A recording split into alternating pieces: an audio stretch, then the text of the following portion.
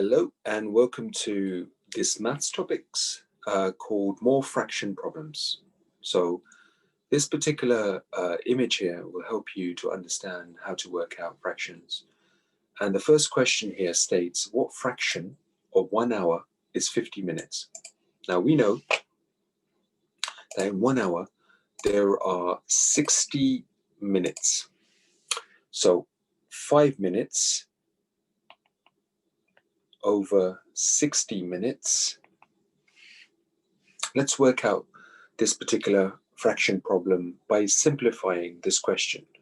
So 5 goes into 5 once, and 5 goes into 60 12 times.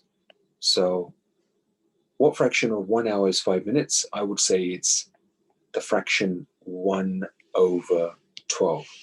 So in this case, let's just have a look, see where our answer could be.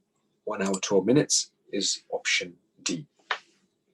These are slightly extended fraction problems using various word example questions. So try your best in these, and we'll follow this up in our next lesson. Good luck with this.